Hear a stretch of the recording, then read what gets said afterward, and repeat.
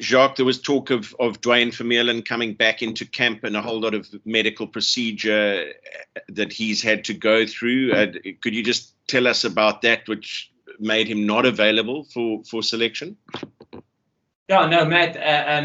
Dwayne is in a process of return to play. So the first phase is return to training. So obviously went through his rehab, did his return to training, and I must say, the guys who was in charge of his rehab and return to train did a wonderful job. And obviously he's now in a return to play process. And we just got him into our mix, and he started working with us. He did part of our training yesterday, and like I said, we will not play him if he's not ready. And obviously he's got to be ready in terms of himself being confident. He's got to be ready in terms of things that we change, and hasn't been in the environment for a while, so got to get up to speed with how we do things. And then thirdly, he has to be full on medically fit and conditioning fit, So getting players in, even if you think Rugby Championship after the British and Irish Lions, and then going abroad to Australasia for the Rugby Championship, there will be strict protocols in getting players in terms of COVID. So to get players in will take some time. So we will always try and get in as quick as possible. And with the injury to Peter Steff, Jacques, was there a temptation? You've obviously gone with Quagga and Marcu on the bench again. Was there a temptation in having to move Franco to the side of the scrum to possibly have the likes of a Reinhard Elstad covering lock and flank on the bench? Yeah, no, there was definitely a discussion in that sense. The discussion was, stick with a 6-2 split, or should we go to a 5-3 split? And obviously it is a big discussion in terms of which one we went. Felt specific game. This will be the best option for us, and we'll try and get it for the weekend. Yeah, I mean, to bring a slight bit of humour to proceedings, I mean, when you say Morné Steyn replaces Loet de Jager on the bench, it's not exactly like for like, is it? No, and again, with Morné coming in, it was also a toss-up between Morné and Elton. Morné played for us in the SAA game, and I thought he controlled the game quite well in that game against the British and Irish Lions. And then Elton did excellent for us in the first Test match. When he came on for Andre. When Andre started cramping at the back end of that Test match because he was in isolation for the COVID. So yes, it was a big toss-up, and in our discussion when we went through this selection process, it's a long season. We're going straight into Rugby Championship against Argentina next week, and then it's the Rugby Championship in Australasia, and then the end of year tour. So it's pretty much keeping everybody up to date, giving them game time, try and spread the load, so it's almost trying managing that. And like I say, we could have put Elton in there. It's almost like for like I said, both of them were excellent in the two outings that they had against the British and Irish. Jacques, you wouldn't have had long to digest the changes made by the Lions, but they are significant. Midfield, back three, and front row. Does that suggest anything in particular around what you might face differently on Saturday? Matt, yes, like I always said with the British and Irish Lions, that's the wonderful thing that they have in terms of the squad that they selected. They can, like I said it numerous times, they can outflank you, they can go through you, they can try and go over you, So our challenge will be to adapt as quickly as possible. I felt in the first Test match we struggled to adapt in the second half when they changed the way they attacked us, and I thought in the second Test we handled that a little bit better. So. As we always say in the squad or in the team, that we are solution driven, And you will always get faced with challenges in a test match, and you can do all the planning as much as you want, but there always will be challenges that arise in a test match, and we must find solutions for that. And nothing will change in terms of this third test. It's a do or die for both teams. It's a final, and it's going to be massive. On the subject of adapting, before you came head coach, it's fair to say you lived, breathed, and slept defence. How pleased are you with the defensive effort across 2 test matches where you conceded 1 try, and that from a maul? Yes, Matt. No, I think hats off to the players. I always say, he's sitting next to me. I always say, listen, the players, they make us as coaches look good. They're the guys that need to get the tap on the shoulder. Because they're the oaks who put their bodies on the line. They're the Peter Steves that injure their shoulders, the Faf that runs injuries, Dwayne. Luert in the World Cup final. They are the guys that sacrifice their bodies for their country. They're the guys that need to get the credit for that. I'm just thankful that they are willing to do that and to sacrifice themselves for the country. Thank you very much, Jacques. Thanks, Rayon. If I could come back to Koos a little later. Thank you. Sure, thank you, and a very good afternoon from my side, ladies and gents. To our team announcement press conference, we also have Kobus Reinach here at the top table with Jacques, and I'd like to say now that the floor is open for questions, that we have issued a statement relating to the charge of misconduct to Mr. Erasmus as well as SA Rugby, and during this press conference we will refrain from adding anything onto that statement, please. So if we can stick to the matter at hand, which is the team announcement, I will greatly appreciate that. Right, we will, to start us off on our second bit of this press conference, we go over to Craig Lewis. Good afternoon, Craig. Afternoon, Ray. Thanks. Jacques, just one to you on Franco Mostert playing at flank. How do you think he'll manage there? And, how much will you miss Peter Steph du Toit as well, being as influential as he is? Yeah, it's always big losing a guy like Peter Steph. He was 2019, he was World Player of the Year. And having him in the team, he's so accustomed to the role that he has to play as 7. But in saying that, Franco has covered us there a lot before. So we've moved him there before. And even in games, he would always, even if he starts, he's always a guy that has to in the preparation up to the week, he has to know both roles. And now I'm confident in him, and like you could see on the weekend, we had no issue moving him there. Thank you, Jacques. Heinz Schenk, you up next. Thanks, Rayon. Hi, guys. Hope you're all well. Jacques, I'm pretty sure you don't want it to necessarily get as close as that, in this deciding test. But how romantic would it be if Mr. Morné Steyn, is up on that field again and he has to slot a last-minute penalty against the Lions again? Hopefully it doesn't come down to that. But it's a fair comment in terms of. And that's probably one of the big things that weighed in Morné's selection favour, is the fact that he's been there, he's been in big games like this. He understands the pressure that it will be. Like I say, I think if you take World Cup final and you take this game, I think the pressure in this game is going to be similar to that. It's a do or die. It's probably between the World Cup and the British and Irish Lions series, it's as big as it can get. And Morné's been there before. He's done it before, in a big game in 2009.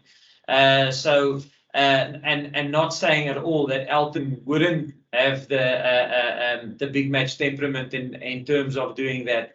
I've seen him do that before for us in big games as well.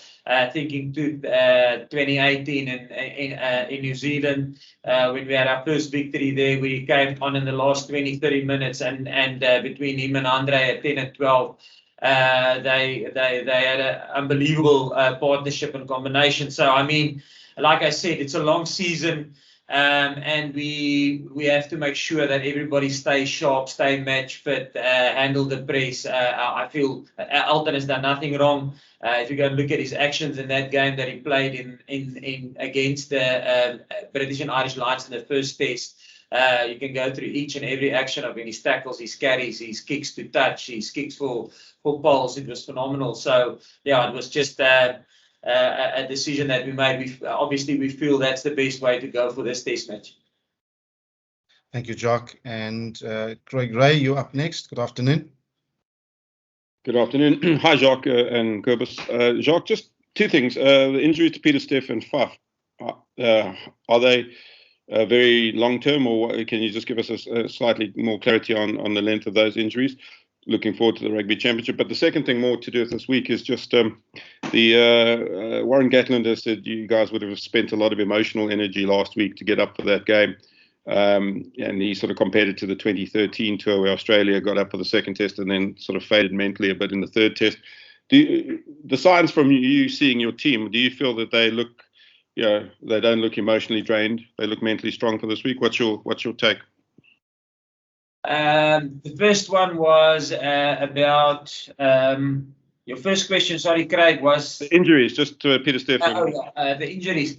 Yeah, Pieter-Steph is still getting checked out. He's seeing another specialist during the week, and we will probably have more clarity at the back end of the week. Faf has a soft tissue injury, so I think Faf will probably be between 3 and 5 weeks. And soft tissue injuries. He's much better today already. When I saw him this morning and we had a chat. So yeah, he's a soft tissue injury. But Pieter-Steph, like I said, he's going to see another specialist during this at the back end of the week. So we will probably have more clarity on him. And as I said after the game, he hasn't come off a lot in test matches. So let's hope it's not too serious. But yeah, he's not a guy that normally comes off. Then in terms of big games like this, it takes emotional. It takes a lot of emotion out of you, or a lot of energy out of you in the build-up. Emotional energy. A quarter-final of a World Cup, semi-final, final takes a lot of. It's draining, because there's so much at stake. So yeah, I didn't see Warren's comment, but yes, I agree with him if he say, listen, there's a lot of emotion going into these games, and they are, and it's something that we will have to handle as a group, and the same with them. It's something that they will have to handle as a group, So yeah, and we spoke about it. Luckily for us in our group. They've been there before. It doesn't make it easier, but it helps you having that experience. Listen, I've been here before. I've felt these butterflies before, and yeah, and you just have to work through it. Thanks. Thank you, Jacques. Nathan, you're up next. Nathan Kokela. Thanks, Ray. Good afternoon, Jacques and Kobus. Jacques, at the conclusion of this weekend's fixture, it will mark the first full series as Boks head coach, as the Georgia series was unfortunately cut short. I don't want to ask this question at the post-match presser when emotions are involved, but what have been the best moments, or let me say the worst moments as well for you thus far on the job? Then for Kobus, another opportunity to fund up for the Boks. Do you think playing against a few guys in the Lions camp in the Gallagher Premiership gives you more confidence and added advantage in understanding the opposition? Yes. Okay. No, I would say the best moments in this series is probably to see this team adapt. There was with COVID, in the times we are currently operating and living. I mean, rugby isn't as straightforward as it was in the past. So, and we said it when we started this whole campaign 8 weeks ago, that the team that adapts to the changes and the curveballs that gets thrown through COVID is probably going to be the team that walks out victorious at the end of the day, because Yes, and we've been in situations where we were isolated for 5-6 days. We couldn't get out of our hotel rooms, and then a bunch of us got COVID, and we were in isolation for 10 days. We couldn't get out of our hotel rooms, and we had to coach online. So I think the best thing is probably how the team adapted to that. And then another highlight for me is after the first test match, the loss, how the players got together in terms of being creative, having a proper review, making plans, and how can I put it, the ownership that they take and the investment they have within the team. It was a highlight to see, and that's a nice thing where I think our team is growing, and we said, listen, we must evolve as a group and evolve on different levels, and that is probably one of the big evolutions we have to get to, is to change the way we handle and the way we do things, because we are becoming a more experienced side. So we will, and that was pleasing for me to see. The bad things was the disruptions, the curveballs, I would say, is the not being able to work with the team after the Georgia game. The last time I worked with the team was on that Sunday, and then I haven't worked with them before the game at all, after the game against the Bulls. So missing that coaching time with the group and not having a defense session with them, and the guys who took over, Rassie, Stokker, Dion, Dawn, I mean, all hands on deck. But we love, personally me, I love coaching, I love working with the players, I like being on the field. It's the highlight of my day, and not having had that for 2 weeks wasn't nice. Thank you, Jacques. And Kobus, your question relating to your experience in the Premiership? Yeah, I think it is a good thing that we know a lot of the players. As you can see in our squad, we have a lot of players that play in the UK. So, like Puff and them at Sale, they know the Currys. We know the Biggers and Laws and all of them. I think it is good. But even the players that don't know them, we've got enough video on them. We can look at them, we can analyze them. So at the end of the day, it's our team working together. Me giving maybe a few triggers of Dan and Laws and this guy helping here and this and that. But I think overall we do enough homework on the team that everyone's ready for anything. And like Jacques said, they can go through you, over you. They've got a team that can do anything. So we have to be able to adapt. Thank you, Kobus. Kevin Rich, good afternoon. How's it, guys? How's it, Jacques? Jacques, it's just further to Warren's comment and talking about the emotional energy and everything. A lot of people forget that before the World Cup final, you only had a 6-day turnaround, whereas now you're having the proper 7-day. I mean, you didn't play this last test on a Sunday. How much easier does that make it? And then an ancillary part of my question is, how much will having been through that whole World Cup final experience, and what Warren maybe is forgetting, that you must have had a lot of emotional energy in beating his team in the World Cup semi-final as well. How much of the experience of coming through that is helpful this week? Because as you say, you're almost playing a World Cup final, and you were successful in that World Cup final, so it should actually be helpful. Yeah, Gavin, that's how you grow as a team. I always say that's why I think, in my opinion, I might be wrong, why they call it test matches, because each match that you play is a specific test, and sometimes you fail that test if you don't win the game. But I promise you, in your career, that same test that you maybe the test is physicality, maybe the test is your ability to adapt, maybe the test is your ability to play fearless. So if you fail in a specific game or a test match, you will definitely get challenged with that same test again somewhere in your career as a player and as a coach. And you will only evolve in your career if you pass that test. So, that's the nice thing about test match rugby is every test is a test. And the test, I mean, we've played big games before as the Springboks where we lost, If I go back, probably 2018, that England game at Twickenham where we lost at the end, and then the following game. So we struggled to close out to get the result at the back end. Even 2018 against New Zealand in Pretoria, we had a healthy lead and we didn't close out that game. We lost it. We led that game for 81 minutes and then we lost it in 82nd. And that's what I mean.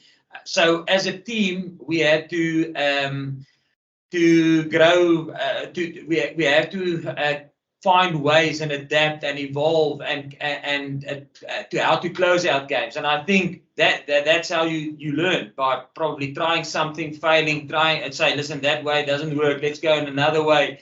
And then eventually, I think big games like in that semi-final. I mean that was a massive game that we had to close out at the back end of the game, and that's where you take you grow a little bit, as a team, and then you go into a final and you in pressure moments. I mean, even in the World Cup final, even last weekend. I mean, the score, I think I can't remember, but it was way deep in the second half. The score was 11-9. It was on a knife edge. It could have gone either way.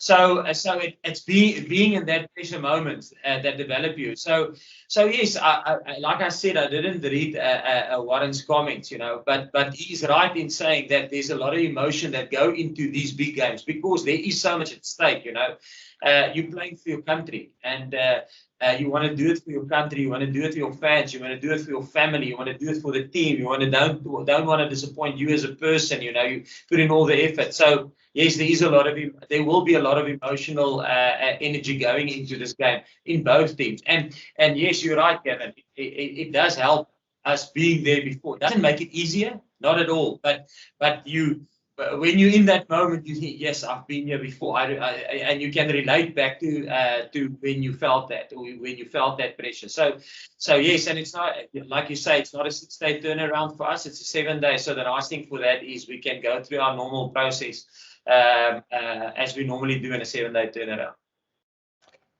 Thank you, Kevin, and thank you, Jacques. We probably have another 3 to 4 minutes for this section. We're going to fit in Matthew Pearce before we close off with Percival Young, who probably wants a very brief summary in Afrikaans. Matthew Pearce, over to you again. Thank you, Rayon. If I could turn to Kobus. Kobus, I'll try and roll it into one, given the time. But Jacques said sort of like replacement with you and Faf. I guess the biggest fundamental difference is the left foot dominance versus the right foot dominance when kicking. So if you could just talk about that, but then also notwithstanding Handré Pollard's injury shortly after going to France, how much of a factor is that, having spent time with him at Montpellier, even if just in training and striking up an understanding? Yeah. So yeah, Fafa is left. I'm right-footed. I don't think it matters too much. We only have to put a screen on the other side. Everything else stays the same, I think. Well, I know. So yeah, we all know what to do. We all have our jobs, and it doesn't change if it's me or Faf or Herschel. We know exactly what to do and when to do it. So it's just for us to go out there and execute it to the best of our ability. And what was the other one? Oh, Handré at Montpellier. Well, we spent a whole year probably having every morning a breakfast together, seeing that we can't speak French yet. So the understanding is quite good, even though it was only trainings and all of that. But if you get here, the way we train here, you can find your combination, find your feet, or find your relationship in the time you've been here. We've been together now for how many weeks? 6, 7 weeks. 7 weeks. A long time, and it's only us. It's this little family together that wants to go out there and put out a performance that's worthy and makes the country proud and all of that. So the relationship between everyone here is probably to the highest it can be. And Kobus, if I could just ask you about the selection of the Lions scrum half. So Ali Price, once again in a starting lineup with Conor Murray on the bench. Does that say something to you about the way they want to approach the game from the first whistle? Well, Ali started the first game, first test. They're both quality scrum halves. I think they want to start probably with a little bit more pace, throw the ball around. Like you said, they've got a team that can do anything. I mean, it's 4 countries together. So we just have to be ready for anything. And then they've got Connor, who's been around for a long time, which can come in and finish a game if they have to, or close the game down. But again, it's up to us that we put our game on them and take their game away from them. So yeah, Ali is I think, my opinion, Ali is a bit of a quicker 9, and Connor will bring calmness to the team. Thank you, Kobus, and thank you, Kobus. Thank you, Matt. We close off this section. Percival Young. Ek sê vir jou baie dankie. Goeiemiddag, meneer After. Goeiemiddag, Kobus. Jacques, kan ek net vra, wat is jou denkwyse agter die veranderings in jou span, meneer? Die veranderings wat jy gemaak het in die span vir hierdie week. En net kortliks, daar's veranderinge natuurlik in die span. Is daar enige veranderings aan jou bestuurspan? Gaan byvoorbeeld jou water nog dieselfde wees vir hierdie naweek se wedstryd? En dan Kobus, kan ek net vra, Kobus, jou afrigter, jy 'n soort van dieselfde tipe spel soos Faf. Is daar baie druk op jou om daai hoë standaarde vir hierdie naweek in beslis te doen? Okay, ek gaan. Okay, ja, Percy, ja, die veranderinge wat gemaak is, daar was 2 beserings in die wedstryd gewees. Die eerste een was aan Faf en direk in Faf se plek het is vir Kobus.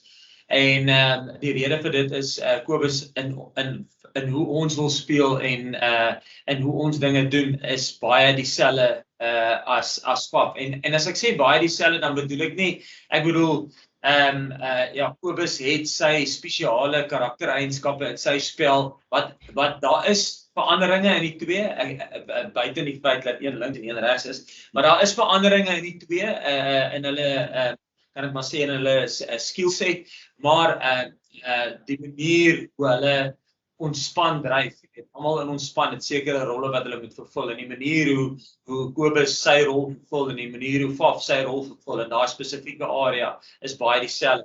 Waar Herschel die anderste is, so dis die eerste verandering wat gemaak is, en dan die tweede verandering was in die plek van Pieter Steff, hy is geposeer, so ons het maar net Franco Mostert wat 5 gespeel het, afgeskuif na Pieter Steff, of nie afgeskuif nie, in Pieter Steff se plek ingeskuif op 7, waar hy klaar gemaak het die naweek in die toets, en ons het verlore jager opgebring van die bank af. En dan in Lood se plek het ons vir Mornay Steyn gesit, en daar was kan vir jou amper sê, ure al lange debat oor moet ons gaan met 'n 6-2 bank of 'n 5-3 bank, en nadat ons dit beide kante toe gevat het, die kant toe, daai kant toe, Elton, Mornay was baie naby, en ons het besluit vir die naweek, dink ons Mornay, en uit die aard van die saak, sy ervaring was in hierdie situasie al voorheen, en dit is hoekom ons, dit is die veranderinge wat ons in die span aangebring het. Okay, as ek jou vraag reg gehoor het, ek hoop ek antwoord hom. Daar's baie druk op elkeen van ons. Ons sien dit as 'n final, dit is 'n final, ons moet dit wen. So ja, daar is druk, maar so kan ons teruglê op die coaches wat vir ons die planne uitlê. Ons almal in lyn kry, sodat almal weet wat hulle moet doen, weet waarom dit te doen. En ons was al daar, so ons het, soos ons vroeër gesê het, jy kan terugval op daai prentjie van die gevoel waar ons is onder druk, hoe hanteer ons dit? Ons was al daar, ons moet net weer terug gaan en onthou, en weer eens dit val op die preparation wat ons insit in die week, en dis alwaar ons nou fokus, so ja, ons kort 'n goeie week om goeie voet in die game in te sit.